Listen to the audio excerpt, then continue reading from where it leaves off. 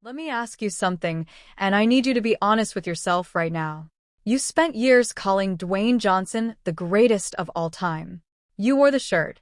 You quoted the promos. You laughed at every single jabroni line like it was the funniest thing you'd ever heard. You told everyone who would listen, your friends, your family, anyone who made the mistake of sitting next to you, that The Rock was electric. That nobody in this business could touch him on the microphone. That nobody had his charisma, his presence, his ability to walk into any room and just command it. And then, on the night of March 25th, 2024, in Chicago, Illinois, in the pouring rain, you watched The Rock drag Cody Rhodes across wet asphalt, slam him into a tour bus like he was a piece of furniture, open up a crimson gash above his eyes, and then, smear that blood across a weightlifting belt that had the name Mama Rhodes printed on it. And some of you still cheered for him. I'm not here to judge you, but I am here to talk about what really happened that night. Because this wasn't just a wrestling segment. This wasn't just two superstars building heat before WrestleMania. This was one of the most psychologically complex, emotionally manipulative, and, depending on which side of the fence you're on, either brilliantly devious or absolutely disgusting things that has ever happened on a Monday Night Raw. And we need to break it all the way down. So pull up a chair, grab whatever you're drinking, and let's go back to Chicago on March 25th, 2024. Before we get into it, when The Rock's music hit at the top of that Raw, what was your first reaction? Were you excited, confused, or already suspicious? Drop it in the comments. I'm reading every single one. To fully understand the weight of what happened at the end of this Raw, you have to understand what kind of night it was supposed to be for Cody Rhodes. WrestleMania 40 was literally days away.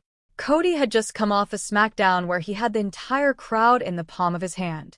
The American Nightmare narrative, the story of a man chasing his father's unfinished dream, of Dusty Rhodes' son finishing what Dusty never could, had reached a fever pitch. Cody wasn't just popular at this point. He was beloved. Children wore his gear. Adults cried during his promos.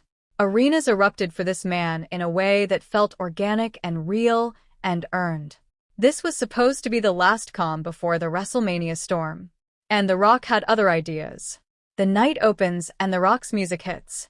Now look, even knowing what we know now, even understanding that The Rock had gone full heel and aligned himself with Roman Reigns and the Bloodline, there was still something about that entrance that made your spine tingle. Because this is still Dwayne Johnson.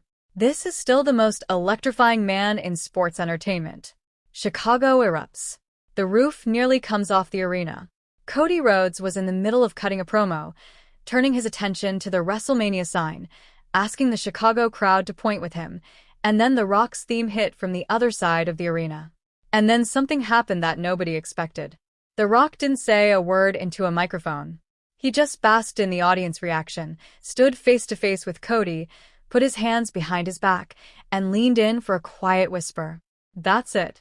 No promo. No catchphrase. No raising of the eyebrow for the cameras. Just a whisper. And then he left. Now think about how masterfully constructed that moment was. The Rock has built his entire career on talking. On being the loudest, most quotable, most charismatic voice in any room. And in this moment, he chose silence. He chose to whisper something directly into Cody Rhodes' ear that the entire world couldn't hear, and then he walked away, leaving Cody visibly shaken, and leaving the entire audience screaming the same question into the void. What did he say? Rhodes looked a little shook while Rock looked like his usual confident self. What was said in that whisper became clear only at the end of the night. This wasn't just good booking. This was psychological warfare. And the night had barely started. The middle of the night. The trap is being set. For the next few hours of Raw, the tension simmered. You had CM Punk and Seth Rollins cutting promos that crackled with genuine animosity. You had Drew McIntyre lurking like a man with a very specific grudge. And you had Cody Rhodes, who appeared confident, who appeared to be playing his usual role as the principled, fighting babyface, seemingly unaware of what was being slowly constructed around him. The main event of the evening was Jey Uso taking on Shinsuke Nakamura. On the surface, a solid match. But as anyone who's watched wrestling for more than 20 minutes knows, the main event isn't always the real main event. Sometimes the most important thing that happens in the final segment of Raw never takes place inside the ring at all. During Jey Uso's match, Jimmy Uso and Solo Sikoa emerged through the Chicago crowd toward the ring. Their presence drew the attention of both Cody Rhodes and Seth Rollins, who charged to meet them at ringside. Now this is where the trap begins to snap shut. Because here's the thing about Cody Rhodes, his greatest strength as a character is also his greatest vulnerability. He fights for people. He doesn't run. He doesn't take the easy road. When he sees something wrong happening, he charges toward it. It's what makes him a hero. And it's exactly what the Bloodline, and more specifically, The Rock, was counting on. Drew McIntyre saw an opening for revenge and intervened, delivering a future shock DDT to Seth Rollins outside the ring. Rollins, the World Heavyweight Champion, the man who was supposed to be standing next to Cody, was now down and out, neutralized.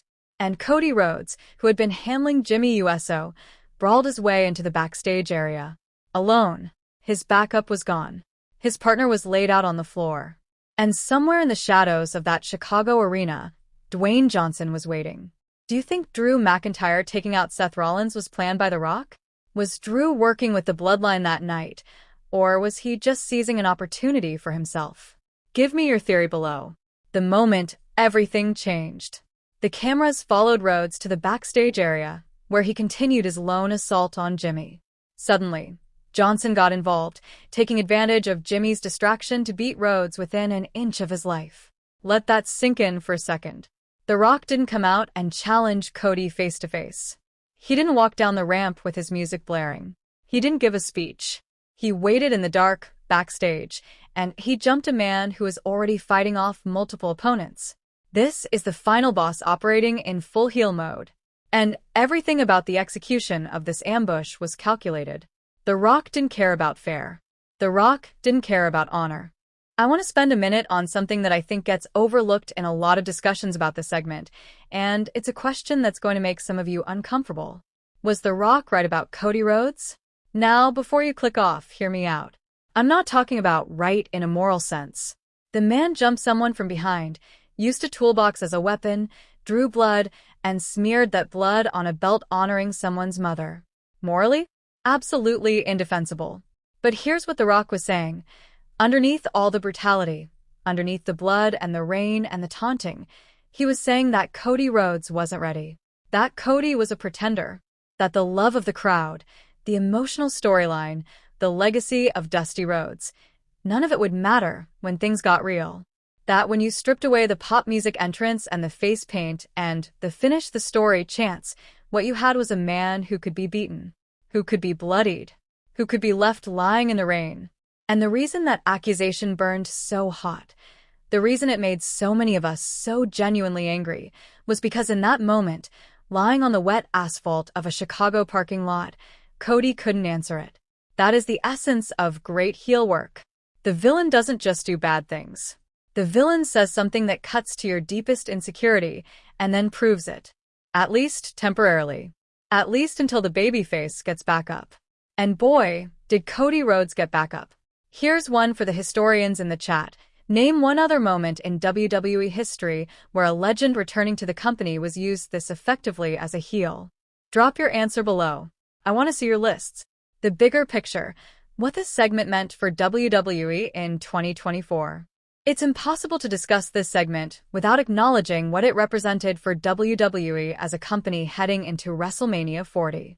After years of gradually building its programming back up following the pandemic, following the transition from Vince McMahon's era to Triple H's creative direction, WWE was entering WrestleMania 40 with what many people considered the hottest card in years. You had Roman Reigns versus Cody Rhodes. You had The Rock teaming with Roman against Cody and Seth Rollins on night one. You had CM Punk and Seth Rollins circling each other. You had a card stacked with legitimate storylines, genuine emotional investment, and mainstream attention the likes of which WWE hadn't enjoyed in nearly a decade. And this segment, The Rock brutalizing Cody Rhodes in the rain, was the gasoline that was poured over all of it. Because here's the thing about Dwayne Johnson that sometimes gets forgotten in conversations about his return to WWE. He is, by any metric, the most famous professional wrestler who has ever lived. He is one of the most recognizable human beings on the planet. And when a man of that profile, with that level of cultural visibility, commits to being a villain in your storyline, not a half-hearted, I'm kind of bad but you still love me villain, but a genuine, teeth-bared, parking lot brawl, blood on a weightlifting belt villain, that changes everything. This was the moment WWE could point to and say, every dollar spent bringing The Rock back was worth it. Every negotiation, every logistical challenge, every concern about inserting a part-time performer into the WrestleMania main event picture, all of it justified. Because this segment delivered on every promise that had been made since the moment his music first hit at the Royal Rumble. It made people feel something. It made grown adults sit in their living rooms, watching a wrestling show, visibly upset on behalf of a character. It made them genuinely wish that anyone would come out and help Cody. It created the kind of helpless, awful, emotionally urgent feeling that the best heel segments always produce. And it made WrestleMania 40 feel like the most important pay-per-view in years. The legacy of this moment. Segments like this don't happen by accident. They happen because everyone involved, from The Rock and Cody Rhodes, to the production team, to the writers, to the camera opera,